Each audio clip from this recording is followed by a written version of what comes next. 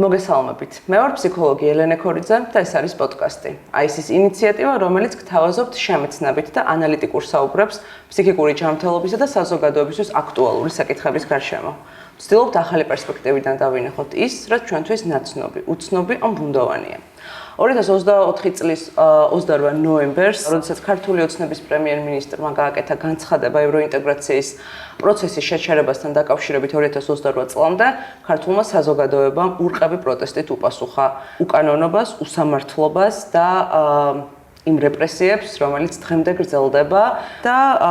საპროტესტო აქციების დარბევებისას 300-ზე მეტი ადამიანი დაექვემდებარა წამებასა და სასტიკმოპყრობას. 400-ზე მეტი ადამიანი გადაიყვანეს ადმინისტრაციული წესით წინასწარი დაკავების იზოლატორში და დღემდე საქართველოს ყავს 60-ზე მეტი სინდისის პატიმარი. და დღეს ჩვენი ეპიზოდის სტუმარი არის ექიმი, ანესთეზიოლოგი, რეანიმატოლოგი და ყოფილი სინდისის პატიმარი გიორგი ახობაძე და ძალიან დიდი მადლობა გიორგი პირველ რიგში დროის დათმობისთვის, ჩვენთან სტუმრობისთვის. მადლობა თქვენ მოწვევისთვის, მოგესალმებით. და სასიამოვნოა თქვენთან სტუმრობა. როგორ ხართ? ეხლა უკვე კარგად შემიძლია თქვა, ხო, პრინციპში ვერც მოვასწარი გააზრება ცუდად ყოფნის. ალბათ ესე შეიძლება ვთქვა. და მაინც 8 თვიანი უკანონო პატიმრობის შემდეგ დღეს აქ ხართ, თავისუფალი და კვლავ საბრძოლო განწყობით და მინდა დასაწყისშივე შევთანხმდეთ, რომ თუ რაიმე კითხვა იქნება ისეთი, რაც გაგახსენებთ მტკივნეულ მოვლენებს, ან თქვენთვის უსიამოვნო და დისკომფორტი შემცველი იქნება ამაზე საუბარი, თავისუფლად შეგვიძლია რომ ამაზე არ ვისაუბროთ და ალბათ ყველაფერზე შევძლებთ ვისაუბროთ. შეიძლება ვისაუბროთ, მაგრამ მოქნილები შეგვიძლია ვიყოთ, ასე ვთქვათ. მადლობა. ამ ნაწილში. ამ პოდკასტის ასე ვთქვათ, წინა ეპიზოდებში ძირითადად ვსაუბრობდით იმაზე, თუ რა ხდება ჩვენს ქვეყანაში, როგორი არის პროტესტის ის ფორმები, დინამიკა, ფაზები, რომლებსაც გავდივართ, ვისაუბრეთ რეპრესიებზე, ფიზიკურ და ციფრულ სივრცეებში, სოლიდარობაზე, სამოქალაქო აქტივიზმზე, მაგრამ ამ ყველაფერზე ყოველთვის ვსაუბრობდით რაღაცნაირად, იმ მხრიდან, სადაც ჩვენ ვართ თავისუფლებაზე, ასე ვთქვათ, რას ვაკეთებთ, როგორ ვიქცევით, როგორ ვმოქმედებთ, მაგრამ საინტერესო არის თუ დღეს რაღაცნაირად ამ რაკურსს გარედან შიგნით შევიტანთ და ასე ვთქვათ, გავივლით რა გზას გადის ადამიანი, როდესაც მეორე სისტემის ასე ვთქვათ, ტყვე ხდება და უკანონო პატიმარი, თქვენ დაკავებამდეც სამიზნე იყავით რეჟიმისთვის, ერთ-ერთი თქვენი სამოქალაქო აქტივიზმის გამო, არაერთხელ დაგიტოვეს რაღაც წარწერები, პოსტერები სახლთან, საცხოვრებელ სახლთან, მე მგონი ოფისთანაც, თუ სწორად მოხდა. ოფისთანაც იყო, კი, გირჩის ოფისთან. სახლთან იყო და მანქანაზე იყო. სახლთან პოსტერები და წარწერები და მანქანაზე წარწერა შემიღებეს. ეხლა შეღებილი დგას კულტურული მემკვიდრეობის ძეგლი მიდგას ეზოში ხელუხლებლად. მაგრამ მაინც რაღაცნაირად მოულოდნელი არის ადამიანისთვის, მოულოდნელი გამოცდილებაა საკანში აღმოჩენა, განსაკუთრებით, როდესაც დარწმუნებული ხარ საკუთარ სიმართლეში და იცი ზუსტად რომ იქ უსამართლოდ ხარ და თქვენ დაკავების შემდეგ ფაქტობრივად მაშინ დაიწყეთ შიმშილობაც, ამ უსამართლობაზე საპასუხოდ, თქვენი პასუხი უსამართლობაზე ასეთი იყო. ამ ასე ვთქვათ, ფაქტობრივ გარემოებებზე თქვენ არაერთხელ გისაუბრიათ სხვადასხვა ეთერშიც, მათ შორის სასამართლო სხდომებზე სიტყვით გამოსვლისას ბევრჯერ აღწერეთ, როგორ მოხდა დაკავება, შემდეგ რა ხდებოდა და ასე შემდეგ, მაგრამ ჩემი პირველი კითხვა დაახლოებით ასე ჟღერს, რა გზას გადის ადამიანი პენიტენციურ სისტემაში ემოციურ დონეზე და რა გეხმარებოდათ, გაძლევდათ ძალას, რომ იქაც გაგეგრძელებინათ, ასე ვთქვათ, ბრძოლა და როგორ უმკლავდებოდით შიგნით ყოფნა. პრინციპში რამოდენიმე ნაწილად შეიძლება ეს რაღაც ემოციები რომ დავყოთ.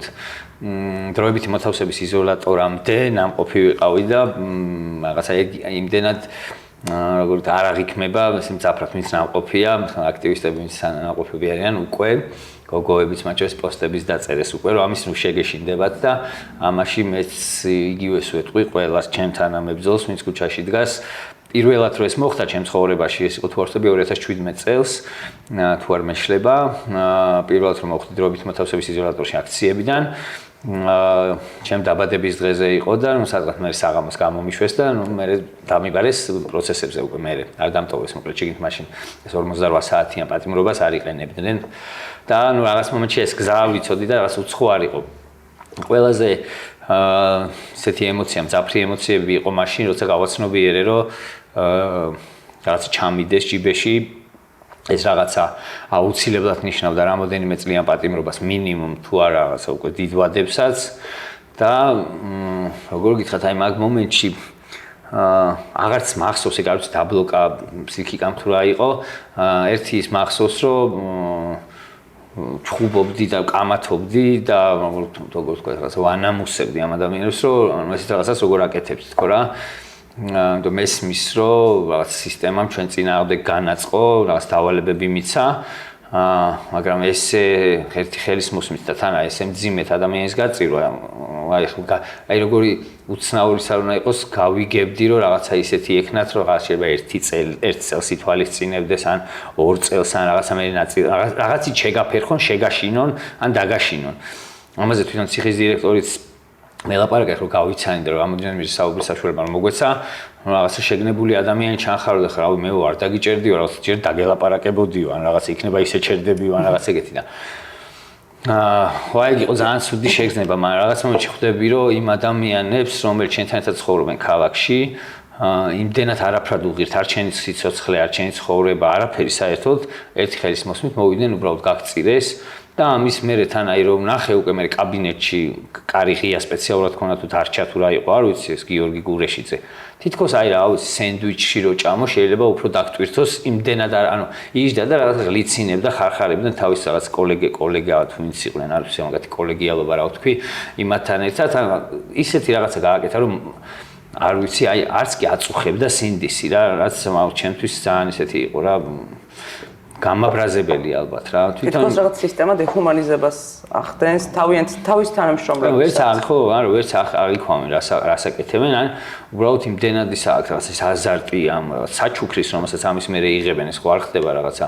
ან საჩუქარია ან არ ვიცი რაღაცა შანტაჟი და შეიძლება ერთი ვარიანტი თავი გადაირჩინა და ამით რაღაცა თავს კარგად გრძნობს რომ აი მე გამწირა და არა უშოს ერთი გიორგით ნაკლები ერთით მეტი მე კარგად ვიყო და ნუ მეორე რაღაცა ხა ჟურნალისტებთან სახეს რომ ამ სპეცოპერაციების მერე მარტო ჩემი არა იქ რამოდენიმე დაკავება იყო რომელიც მაგ სამართლებამ გააკეთა ამ ბრალდებებით აგერ უკვე ამჟამინდელ მინისტრს და მაგალითად ამ სამართლოს უფროს საერთო ნაკვეთი აღმოაჩინა თუცებ ახალი წავკრისში საჩუქარი მიიღეს კიდე რა საჩუქრები მიიღეს ჩვენ არ ვიცით შეიძლება რაღაც ქეშიც ძალიან ცნობილი ხა გამახსენდა უცებ ძალიან ცნობილი ექსპერიმენტი არის იმბარდოს ექსპერიმენტი რომელიც ერთ-ერთი ყველაზე არაეთიკური ექსპერიმენტი იყო მაგრამ ის ძალიან კარგი ილუსტრაცია არის იმის როგორ სისტემა როგორ გარდაქმნის ადამიანს საშუალებას მიცემ როგორი შეიძლება გახდეს რა და ეს სისასტიკე ნორმალური ადამიანშიც კი სისასტიკე გააღვიძო კი და მე ის იყო რომ დროებით მოთავსების იზოლატორში უკვე დრო გაქვს იმისათვის რომ შეამზადო შენი თავი რომ დიდი გზა გაქვს და ეს რაღაცა ხვალდაზე გარდამთავრდება ნუ მე რა განცდების მქონდა და ფიქრებიც ნუ ბოლო მეთქი რაც იქნება და ნუ ადგილზე გავერკვევით ხა ბოლო რა ვიცი ის ხალხი და გამოდის იქიდან რა თან რო დამიჭირეს ხა მაგ პერიოდში ეს აქციის მასშტაბი იმხელა იყო და იმდენი ადამიანი იდგა ქუჩაში რომ რაღაც მომენტში ის იმედიც მიიმყვებოდა რომ ესე არ დამთავრდება და შეიძლება დროში გაიწელა მაგრამ დღეს აგრეთვე 300 მე ერთი დღეა და ისევ ქუჩაში ვდგავართ ისევ შემართებით და უკან დახევას არავინ არ აპირებს მიუხედავად ამდენი რეპრესიული ზემოქმედებისა ეს გამაგრებს რეალურად და შენი უდანაშაულობა გამაგრებს აი არ ვიცი ხო ის როგორი შეგრძნებები ქონიან სხვა ბიჭებს როგორ აქვთ ხა ამაზე ვერ მოვასწარით ლაპარაკი ეხა იქ როგორც შუალედურ საკნებში ხვდებოდით ერთმანეთს მაგრამ აი ესე თქვა რაღაც ემოციების გარჩევაზე აღარ გრჩებოდა დრო უფრო აი რაღაც უზიარებდით რას ფიქრობ და აბა რა მოხდება და რა წინ რა გველის და ძირითადად აქციებზე რაღაც ეთერებში ნანახ რაღაცებს აანალიზებდით და ერთმანეთს უზიარებდით რა არ ვიცი ალბათ მე რაღაც დროსთან ერთად შეიძლება სასჯელის თვითონ მის ჯისმერე კიდე სხვანაირი განცდებია იმედი მაქვს მაგისგან საბედნიერო და ხამდე არ მისმოწია და ხო ნუ ერთი რაც არის ალბათ რაღაც ეს ბრძოლის ის რეჟიმი გერთვება უკვე შენ ხარ შენი ბრძოლის ველი გაქვს და იქ უკვე მე შენი სიმართლე უნდა ამტკიცო რაც არ უნდა რა ვიცი გარყვნილი და გაფუჭებული იყოს სისტემა სულ ცოტა კვალს მაინც ტოვებ ისეც რომ ოდესღაც რომ სამართლიანობა დადგება, იმათი გაკეთებული საქმეების და შენი, ესე ვთქვათ, დაპირისპირებული შენი სიმართლეც იყოს სადღაც, რომ მოიღო წარუდგინო, ვთქვათ, უკვე მე ობიექტურ საჯულს და გაარკვიოს ვინ მართალი იყო და ვინ მტკიცე. მაგიტომაც აკრძალეს მედიების შემოსვლა სასამართლო დააგვიანდა. ძალიან დააგვიანდა. ანუ დემონსტრაციების მონაწილეები და ნარკოდანაშაულის ბრალდები სულ 6 ადამიანი დააკავეს. აქედან 3 უდანაშაულო ცნო სასამართლომ. თქვენ, ნიკა კაცია და თედო აბრამოვი და 3-ს კი 8 წელიწად ნახევარი მიუსაჯა სასამართლომ. თუ არ წავალთ საბჭოთა და პოსტსაბჭოთა, ასე ვთქვათ, წარსულში თანამედროვე ავტორიტარული რეჟიმებიც, რუსეთი, ბელარუსი, ცენტრალური აზიის ქვეყნები აქტიურად იყენებენ, ასე ვთქვათ, ნარკოპოლიტიკას როგორც პოლიტიკურ იარაღს ადამიანების დაშინების და ასე ვთქვათ, რეპრესიების. ფილიპინებზეც დუტერტეს მმართველობის დროს კი რაღაც განუზომელი იყო. ნარკოპოლიტიკა გადაიქცა მასობრივი რეპრესიების საშუალებას, სადაც ქუჩაში პირდაპირ მიდიოდნენ და წერილებს და რაღაცებს ხო მარიარის ასექსში წავიკითხე. ხო, საშინელება ხდებოდა. თუმცა ფილიპინებს ახლა კიდევ სხვა გამოწვევა აქვს და საბედნიეროდ ჩვენ ჯერ აქ არ ვართ. მაგრამ ხშირად ეს ნარკოპოლიტიკა ხდება განსხვავებული აზრის ჩახშობის, ადამიანების სტიგმატიზების, ჩაგურის, გაჩუმების ძალიან ისეთ იარაღად იქცევა ხოლმე, შიშის დათესვის და კონტროლის მექანიზმი არის. და ამ თეთრი ძაფით, ასე ვთქვათ, ჩეკერილ საქმეებში ძალიან კარგად გამოჩნდა, რისთვისაც იყენებს სინამდვილეში ეს რეჟიმი ნარკოპოლიტიკას. პროპაგანდაც მოაყოლა ერთი და მეორე ფიზიკურად გაგვაქრო ქუჩიდან 8 თვით რა, ერთი ეგ იყო და მეორე მე მოაყოლა იმას უკვე ესეთი მასიური დისკრედიტაციის კამპანია მაგისტრატს უკვე მზად ვიყავით მე. როდესაც თან დღეს უკვე დღესაც მათ შორის ნარკოტიკებზე საუბარიც კი ძალიან სტიგმატიზებული თემა არის, მაინც ასეთად რჩება, თუმცა რა ვიცი, ადამიანს რომელსაც ნარკოტიკების მოხმარების გარკვეული ის აქვს, ვიცით და რაღაც ფსიქოლოგიური თეორიებიც არის, რომ ამის მიღმა ძალიან დიდი ტკივილი არის და ეს არ შეიძლება იყოს გამოყენებული როგორც ასე ვთქვათ, პოლიტიკური იარაღი და მაგრამ ჩემი აზრით და ის ანტინარკოტიკული კანონი რაც მიიღო ოცნებამ, რომელიც ძალაში შევიდა 1 ივნისიდან. არაფერს არ იზავს, ამის გარანტიას მივცემ ყველას და რა ვიცი, ყველა მშობელს მინდა უთხრა, რომ უბრალოდ ატყუებენ, არაფერი მათ თავში ანტინარკოტიკული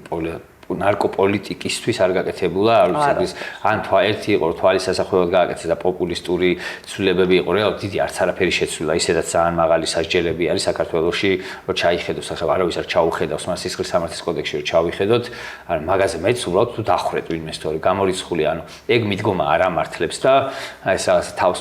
მოახვიეს თითქოს რაღაცას ებრძვიან და რეალურად ყველა კორპუსზე, ყველა სადარბაზოზე, კედლებზე, რესპუბლიკის მოედანზე უზარმაზარი სტენსილია ინტერნეტ მაღაზიის, რომელიც ერთ-ერთი ყველაზე დიდი, როგორ ვიტყვი, შხამის გამავრცელებელია საქართველოში დღესდღეობით. საშუალოდ რომ დათვალოთ, შეიძლება რაღაცა რამოდენიმე 100 მილიონს აღწევს ამის ბრუნვა, შუა ქალაქში გვაქვს რეკლამა და რაზე საერთოდ ლაპარაკი, ანწუხელიძის სტენსილებს შლიან, მაგრამ იმ მაღაზიის რეკლამებს კედლებზე ფოტოებიც მაქვს გადაღებული, მინდა რომ რაღაც ვიდეოსავით ჩავწერო სადემონსტრაციოდ, რამდენად არაფერს არ აკეთებს შინაგან საქმეთა სამინისტრო მაგასთან საბრძოლველად და რეალურად. პირიქით, ანუ ეს ნარკოპოლიტიკა არის ადამიანების წინააღმდეგ მიმართული ბრძოლა არის და ჩემი აზრით ყოველ შემთხვევაში ერთი მხრივ გააჩუმოს და იზოლაცია გაუკეთოს ერთ ადამიანს და ასევე სტიგმატიზება მოახდინოს იმ სამოქალაქო მოძრაობის, რომელიც ძალიან ბევრი ხმა არის მის, რომელიც დღეს ციხეში, ანუ ადამიანების ხმა, რომელიც დღეს ციხეში ზის აბსოლუტურად იგივე გზა გავლილი, რაც ჩვენ შემთხვევაში მოხდა, უბრალოდ იქ მისჯაც მოხდა და ვერავინ ვერ გაიგო, რამოდენიმე შემხდა ეგეთი დერეფნებში, რომელმაც თავისი ისტორია მომიყვნენ და იქაც დიდი რაოდენობით ნარკოტიკზე იყო ლაპარაკი და უბრალოდ გამოკეტილები არიან. ვის გადაეღობნენ გზაზე, ხო არ ვიცი, ჩვენ ნებისმიერი პოლიციის შედარებით მაღალ ჩინოსანი უფლება მოსილია ბჭყალებში უკვე ესეთი რაღაცა გააკეთოს და გამოიყენოს ეს კანონი ადამიანის გამოსაკეტად. და მაინც რაზე არის გათვლილი ასეთი პოლიტიკურად მოტივირებული ბრალდებები? არის ეს მხოლოდ ერთი კონკრეტული ადამიანის იზოლაცია თუ გაჩუმება მთლიანად? დაშინებაც არის აუცილებლად, ამ დაშინების შიშის თესვის манипуляციური მეთოდია, ანუ ჯერ გვირეკეს გვაგინეს, მე სახლებთან დახვედრები იყო, ცემა იყო, არ ვიცი, ჯარიმებიც იყო, ყველანაირი ფორმა მოსინჯეს. ერთადერთი ჯერ არ დაუხოცი ვარ და იდეაში მაგაზეც წავიდნენ, სიკვდილის პირამდე ცემები იყო. ეს თქვენ როცა იქ იყავით მაშინ ხდებოდა თუ უბრალოდ სიკვდილის პირამდე ცემები მანამდე ხდებოდა. ეს უკვე ბოლოს უკვე ციხე იყო ალბათ ერთ-ერთი უბრალოდ ყველაზე მძიმე გამოხატულება ამ შიშის თესვის. არ ვიცი ამას შედეგი გამოიღო თუ არა, ამას სავარაუდოდ მომავალში კი არა, უახლოეს მომავალში ნახავთ, ამას შედეგი გამოიღო თუ არა. მაგრამ არ მგონია მაინც ქუჩაში ხალხი ვინც ქუჩაში იდგა, იმათ კარგად აქვს გაცნობიერებული რისთვის იბრძვიან. უბრალოდ რაღაცა ტალღები არის და ხო რომელიღაც ტალღაზე აუცილებლად გავიმარჯვებ და იმედი მაქვს ეგ ტალღა ეხლა იქნება მალე ცოტა ხანში. იმედია, მაგდა აი რა გზა არსებობს რომ ნარკოპოლიტიკა არ იყოს შერჩევითი დევნის საშუალება, არამედ იქცეს ის ჰუმანურ ადამიანის უფლებებზე ორიენტირებულ პოლიტიკაც სინამდვილეში. დიდი თემაა, ხო ეგ ერთის მხრივ რომ პოლიტიკური დევნის ინსტრუმენტი რო აღარ იყოს ამისათვის ამას უნდა მიუდგეთ სხვა კუთხით, ერთი ეს, მეორე არანაირი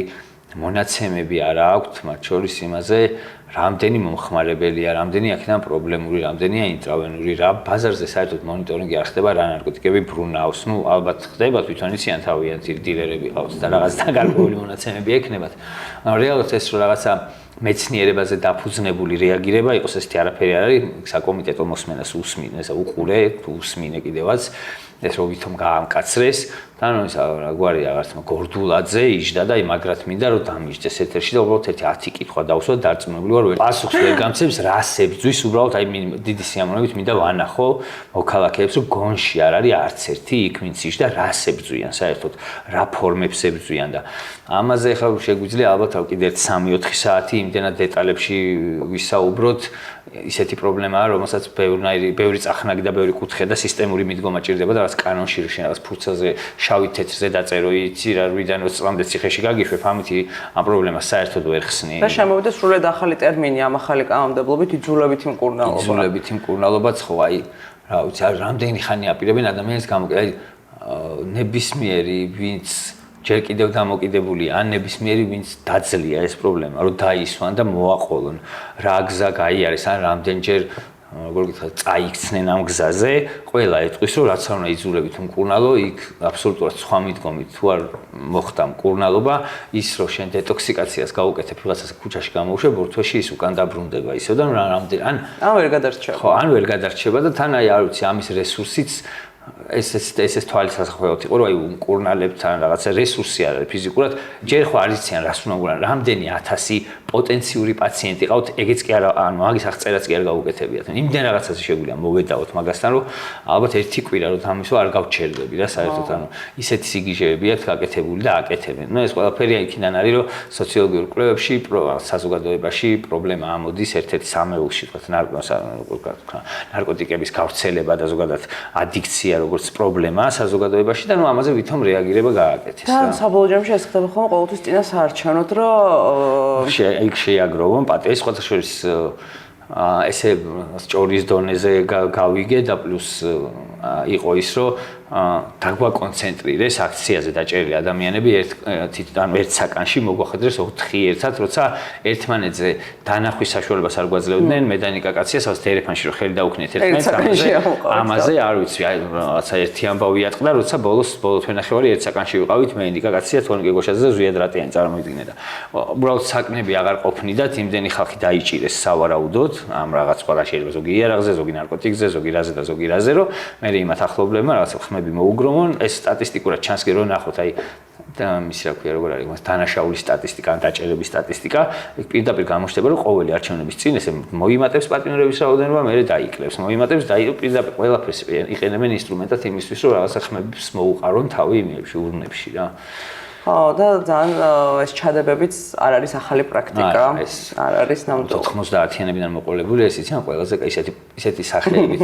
გელაპარაკებიან ამის დროს, რომ აი აშკარად რო ეწყობა, რომ ამას აკეთებ იმდენად ავტომატიზმში აქვს, რომ აი იქ არის მისი ნაწილია რა ეს პროცედურა რა, ისე აკეთებენ. მაგრამ სასამართლო მუდანაშაულოდ გწნოთ და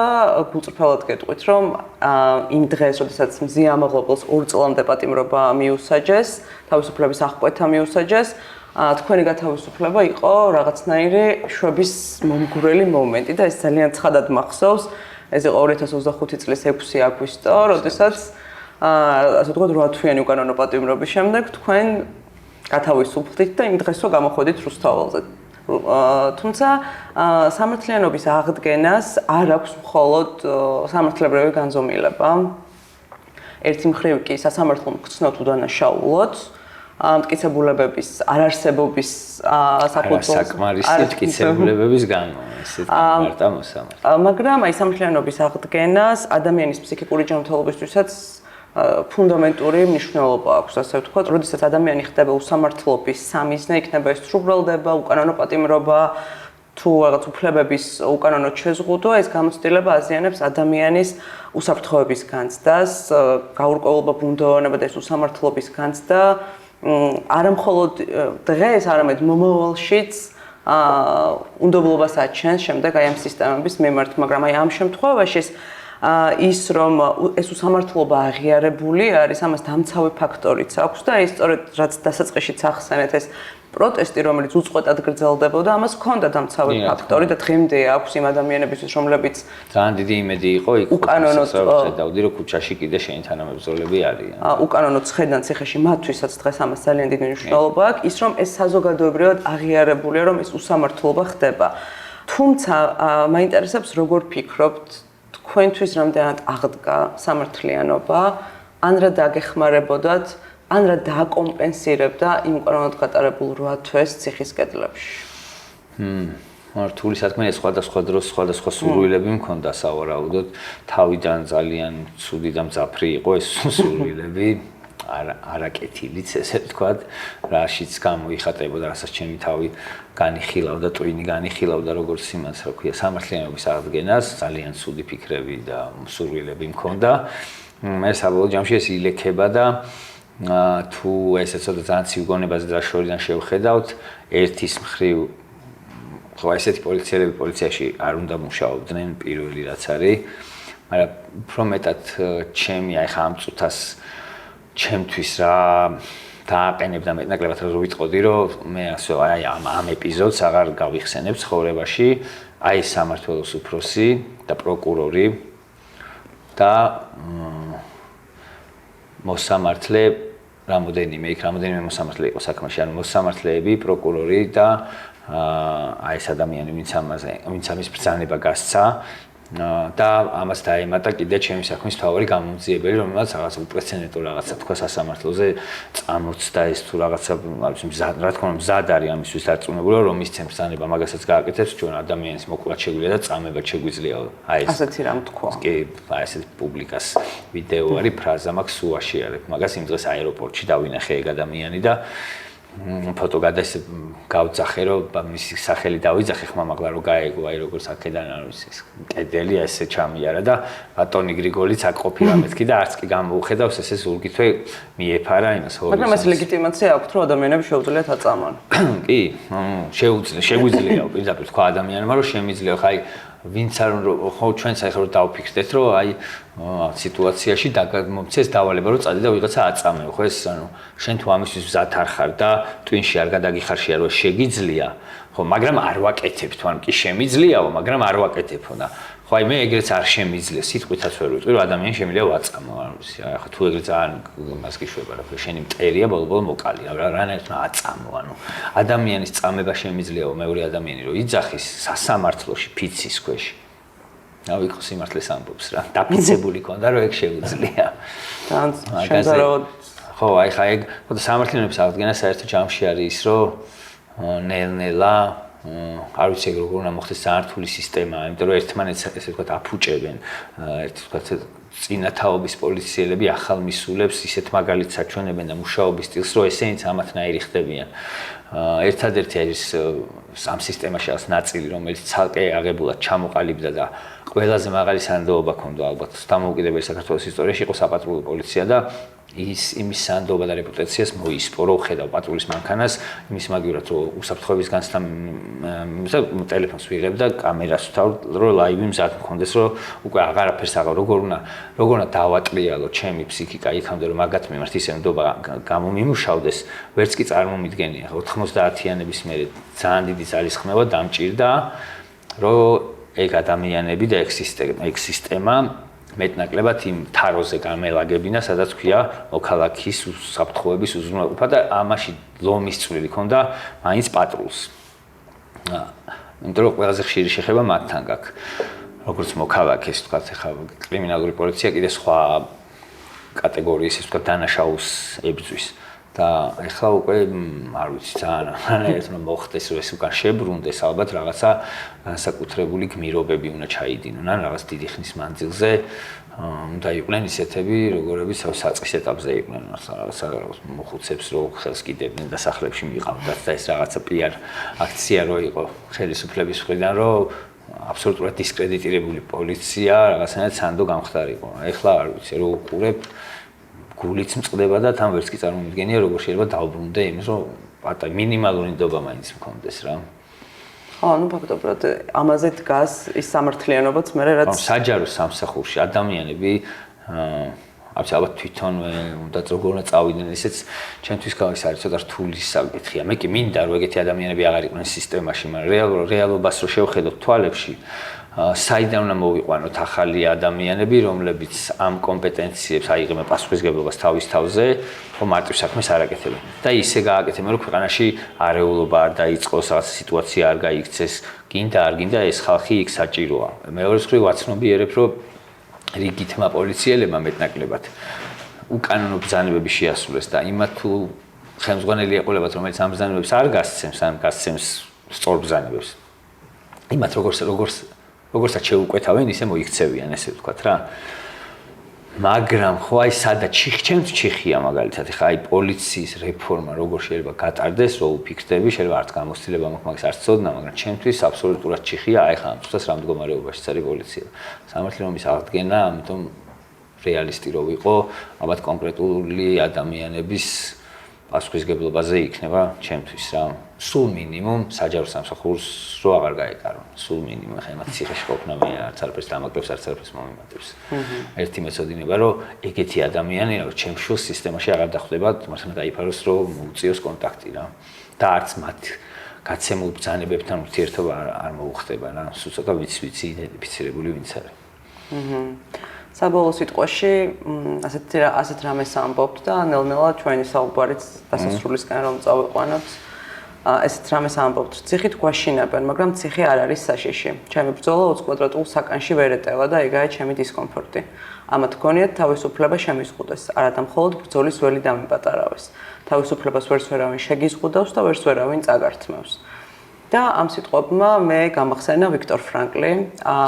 ავსტრიელი ნევროლოგი და ფსიქიატრი, ფრანკლის წიგნი. რომელიც კი, უთხროთ სიცოცხლის დიახ, ხო. ძალიან მაგარი წიგნია. რომელიც მეორე მსოფლიო ომის დროს როგორც ებრაელი საკონცენტრაციო ბანაკებში მოხვდა არამხოლოდ აუშვიცის ბანაკში, არამედ ძალიან ბევრი ბანაკი მოიარა მან. აი, როგორ გადარჩა, გამაოგნებელია. ხოლო ისინი გადარჩებიანო ვინცო როგორ იყო, ძალიან მაგარი ფრაზა იყო, ხსებიათ აღარ ახსოვს, იქ ცოტა მეხსიერება ხალატობს, მაგრამ აი ადამიანების გადარჩენაზე ვინც რაღაცა აზრს პოულობს, საზრის, ხო? სწორედ ამაზე მინდა კითხო. ბუნებრივია ამ ორ მოვლენას შორის თქვენს პატიმრობასა და ვიქტორ ფრანკლის გამოცდილებას შორის ტოლობის შესაძლებლობა და არც ერთმანეთს ვადარებ. მაგრამ ის ამბობდა სწორედ ამას, რომ საზრის იყო ერთადერთი რამაც გადამარჩინაო და ადამიანის გადარჩენის ერთადერთი გზაც ეს იყო. და ესეთ რამეს ამბობს, რომ ადამიანს ყველაფერი შეიძლება წაართო გარდა ერთისა, უკანასკნელი თავისუფლებისა, რომ მან აირჩიოს საკუთარი დამოკიდებულება კონკრეტული მოცემულ ვითარებასთან დაკავშირებით და განსაზღვროს საკუთარი გზა. და მე აი დასასრულსაც საინტერესო იქნება, რა არის ის საზრისი, რომელიც თქვენ იპოვეთ იმ 20 კვადრატულ საკანში, რომელიც ძალას გაძლევდათ, რომ იქაც გაგაგრძელებინათ ბრძოლა და დღეს, როდესაც უკვე თავისუფლებაზე ხართ, როგორია თქვენი ხედვა მომავლის შესახებ, როგორ უნდა გაგრძელდეს ბრძოლა? შეგიძლიათ რაც შეიძლება პირველი რაც იყო, რაც ექსპერიმენტივით იყო, მაინტერესებდა აი ციხის თანამშრომლები, ეს ადამიანები რანაირები არიან, თქვათ აი შეუძლიათ თუ არა შენ თუ დაიკონტაქტები ისე როგორც რა ვიცი მეგობარს იგივე თუ შეგიძლია რომ პასუხად მიიღო და ამან გაამართლა და ეგრე იყო და შემიძლია ვთქვა რომ არც ერთი ციხის თანამშრომელი არ იყო არც ერთი საერთოდ რომელიც ნეიტრალური სახით მეკონტაქტებოდა სულ ყველა იყო ისე როგორც გეგმობდი ანუ იქ თუ იპოვი ადამიანს ისინი მე შენში წვოვობენ ადამიანს ესე იყო არ ვიცი სხვა თანამშრომლები შეიძლება არიან ხა ერთეულები იქ ერთი ეგ მეორე იყო უკვე ეს ჩემი პოლიტიკური მესიჯები ყველგან და ყოველთვის სადაც კი რაღაც უკმაყოფილება იყო ან რაღაცა იქ ზოგადად ციხეში ყველა ცდილობს რომ თავიდან მოგიშოროს რა ან რაღაცას რო თხოვ რომ აი მაგალითად რაღაცა გინდა რომ მოიპოვო რომელიც ნებადართული არ თქონა ცოტა ძნელი საშუალია ხო აი ხვალ იქნება ან ერთ კვირაში იქნება ვენტილატორებზე ამბავი ხო და ნუ აი ამ ჩხუბში იყო ხოლმე ისევ და ისევ მაინტერესებდა რა ცდილობდი რომ ისეთი ვთქვათ ინფორმაცია გამოსულიყო ჩემგან რომ ძალიან კაფიოდ დაფიქსირებულიყო რომ აი ის ხალხი ვისაც დღეს ხელისუფლება აქვს მიტაცებული ჩემგან დაფიქსირებულიყო მკვეთრად ნეგატიურად ჩემი დამოკიდებულება მათამი ნეგატიურად და არ მინდოდა მათი თანამოაზრეები ყოფილიყვნენ ეს ხალხი ვინც ირგვლივ მეხვია ოფიცრები იქნებოდნენ ბადრაგები თუ ასე შემდეგ და ყოფილიყვნენ ჩემი თანამოაზრეები რა და ესეც იყო უბრალოდ ნუ მათგან ესეთი იყო რომ მეო ვერაფერს ვერ ვცვლიო რა თორე ხო ისე ყველა ჩვენსკენ ციხე ჩვენი იყო ციხე ჩვენი იყო და რა თქმა უნდა ხა იქ ცუდი ბრძანების შემთხვევაში არავინ არ დაგვინდობდა მაგრამ არ ვიცი მე სხვა შემთხვევებში ალბათ მანდ უკვე იმდენად ჩაკეტილი ხარ რომ რაღაც მომენტში არ მგონია რომ საერთოდ რამეზე უკან დაიხიო რა ან რაღაცა ბოლომდე იბრძოლებ რა შეიძლება სიცოცხლე შეალეწო ვიღაცას ისეთი უსამართლობის შეგზაი პატარა რაღაცაზეც ანუ აი როგორ აქვს ლიმიტირებული გაქვს შენი მოთხოვნილებები მე ეგრე მქონა რაღაცა ჩაპრესილი ხარ ამ რაღაც პატარა სამყაროში და იქ როგორც კი ვიღაცა პატარა მილიმეტრითაც კი უსამართლოდ შემოდის იმხელა აგრესია გიშდება და იმხელა ბრაზი და უსამართლობის შეგრძნება რომ შეიძლება მართლა იქვე მოაჭრა თითი ანუ ის საკანი არის შენი და იმას მე უკვე იმას იცავ რა იქ შიგნით ასივცეცა ესე შეგრძნება მქონდა რომ იქ რაღაცას მოვიწყობდი ესე არ შეიძლება რომ მეუნებოდნენ მეთქი ერთი წელი ახლა ამ 20 კვადრატმეტრში მე გადამაწყვეტინეთ სად რა როგორ იქნება თქო ეს იყო და რა იყო ჩემი ეს თქვა თამაში იქ თუ რაღაცა აზრები და საზრისი და აზრი მივეცი იქ ყოფნას და მეორე ის იყო რომ თვითგანვითარება რა ნუ ახლა იქ ხარ გაჩერებულია ფაქტობრივად დრო შენც არაფერი არ ხდება ანუ და რაღაცა უბრალოდ ბიოლოგიური რაღაც არსებასავით დაიძინო გაიღვიძო ჭამო რაღაცა იქ ახვიდე მოხვიდე შხაფში და უბრალოდ რაღაცა იარსებო სანამ არ მორჩებავა და ან შეგიძლია ეს დრო გამოიყენო პროდუქტიულად და მოვიმარაგე რაღაცეები თქვენ რაღაცა მოდი ერთი ენას დავიმატებ არსებულს გავიღმავებ პლუს პროფესიის თვალსაზრისით წიგნები და ერთი მინიმუმ ალბათ ერთი წელის ან წელიწადნახევრის ძალიან ძიმე საშრომი საქმე მქონა გაჩენილი და იდეაში იმას ვფიქრობდი რომ ახლა აი ამას რო შევეჭიდო გარეთაც ხო დღეღამის დიდი ნაწილი უნდა სახში ვიყო მაგიდასთან ვიждდე და ვიმეცადინო ხო ხო და ნუ მოდი აი ამაზე კაი გარემო ხო იცი ბიძია ბაბუასავით ამაზე კაი ადგილ საფიქრად სადიპოვიო რაღაცა ეგ ამბავი იყო და ხო მოთან მარტო არ იყავით და ვიფიქრე რომ მაგითი გავიყვან ამ დროს თქო რა რომ გამოხვალ რაღაცით გამოიტან გამოიყოლებ არ იქნება ეს დაკარგული დრო ასთავარია ეს ხო ეგ შეგრძნება არის რომ ამ დროს კარგავ და ამიტომ აქ შეგრძნებას თუ რაღაცნაირად გააკრუp მე ისა და ძალიან გეხმარება ის რომ udanașaulu ხარ არ გაქვს საკუთარი თავის მიმართ რაც გაკიცხვის მომენტი რომ ეს როგორ გააკეთე ანუ აი ეს რო არა გაქვს ბევრად მსუბუქად ხარ რა რაღაცა მე იქაურ სამყაროს ერგები რა მეტნაკლებად რა ძალიან მიხარია რომ დაგვიბრუნდი მართალია 8 თვე უკანონოდ იყავით ციხეში და ტრადიციისამებრ ბოლოს მე ყოველთვის ვასრულებ სოლიდარობით სინდისის პატიმრების მიმართ რომლებიც მე იმედი მაქვს რომ მალე გამოვლენ მზია ამაღლობელი ნიო დათაშვილი და ყველა ის ბიჭი ანდრო ირაკლი დაგვემატა ქალბატონი ელენე ხოშტარია ცისკრის სამართლისიც მე იმედი მაქვს რომ ყველა მალე დაუბრუნდება ასე ვთქვათ რუსთაველის გამზირსაც და თავისუფლებასაც და ძალიან დიდი მადლობა გიორგი თქვენ რომ გამონახეთ დრო გვესაუბრეთ და მე მგონია რომ ძალიან საინტერესო საუბარი გამოგვივიდა იმედია ცოტა სხვა ფორმატში სხვა თემებით მადლობა თქვენ უყურებთ აისის პოდკასტს და მომდევნო შეხვედრამდე